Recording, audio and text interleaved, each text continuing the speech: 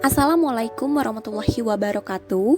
Di sini saya Siti Masyaro dengan nomor NPM 2019 015248 akan menjelaskan beberapa keseluruhan materi yang telah saya pelajari dari mata kuliah kewarganegaraan. Sebelumnya, yang pertama saya akan membahas mengenai demokrasi Indonesia. Nah, demokrasi merupakan gabungan dari kata dalam bahasa Yunani yaitu demos yang berarti rakyat dan kratos yang berarti pemerintahan. Jadi bisa disebut demokrasi itu pemerintahan rakyat. Lalu saya akan mengaitkan demokrasi Indonesia saat ini banyak kita temukan konflik berbasis perbedaan agama dan budaya terjadi di masyarakat.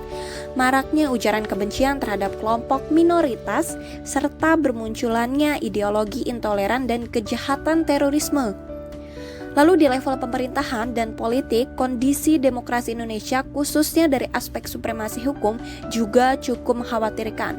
Salah satunya bisa kita soroti dari banyaknya tindakan pelanggaran HAM atau hak asasi manusia, lalu minimnya pelibatan aspirasi publik terhadap rancangan berbagai undang-undang seperti revisi UU KPK, RKUHP, keberadaan UU ITE yang menyulitkan pejuang hak asasi manusia, beberapa penerbitan Perpu yang tidak dilandaskan pada kajian yang objektif, dan masih banyak lagi. Lalu bagaimana kita menjaga demokrasi Pancasila agar tetap lestari sebagai prinsip bernegara dan bermasyarakat? Nah, sebagai bangsa demokratis, negara harus mengakomodasi aspirasi atau suara rakyat, khususnya kaum minoritas, karena dalam sistem demokrasi rakyat memegang kekuasaan penuh atas pemerintahan yang dijamin secara konstitusional.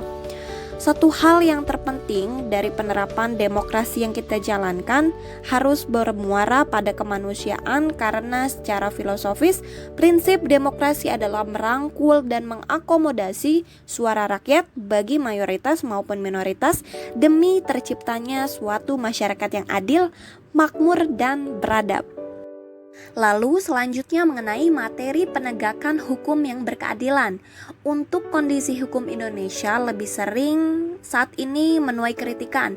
Berbagai kritik diarahkan baik yang berkaitan dengan penegakan hukum, kesadaran hukum, kualitas hukum, ketidakjelasan berbagai hukum yang berkaitan dengan proses berlangsungnya hukum, dan juga lemahnya penerapan berbagai perautan kondisi yang demikian buruk seperti itu akan sangat berpengaruh juga terhadap kesehatan kekuatan demokrasi Indonesia. Lalu selanjutnya mengenai ketahanan Indonesia saat ini pada masa pandemi COVID-19, ancaman yang ada di depan mata ialah perlambatan ekonomi global karena sebagian besar negara telah menetapkan pembatasan ruang gerak barang dari luar negeri. Aktivitas ekspor impor terhenti, devisa negara menurun, bencana COVID-19 juga sudah pasti membuat neraca keuangan negara-negara di dunia termasuk Indonesia berada dalam kondisi tidak sehat. Itu karena sebagian dana harus dialokasikan untuk menghadapi COVID-19 ini. Neraca keuangan negara yang mengacu pada RAPBN perlu penyesuaian. Kehadiran pemerintah sebagai pemimpin garda terdepan untuk melawan corona sangat dinantikan bangsa ini. Kebijakan nasional yang tepat dan terukur sangat dibutuhkan. Keterbelahan akibat kontestasi politik di masa lalu sebaiknya dinegasikan untuk sementara waktu, karena kita dan bangsa-bangsa Indonesia tengah berjuang menyelamatkan sebanyak mungkin nyawa yang bisa diselamatkan.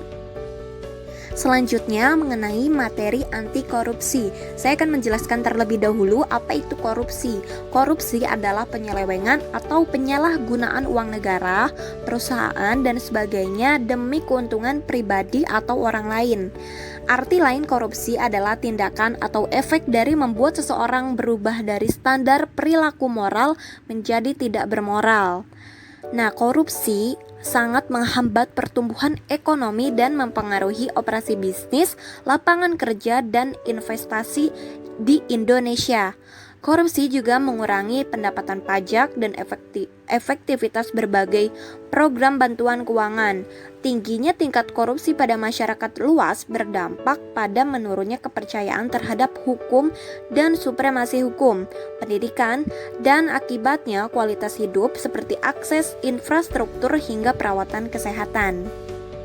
Sekian penjelasan beberapa materi yang telah saya pelajari.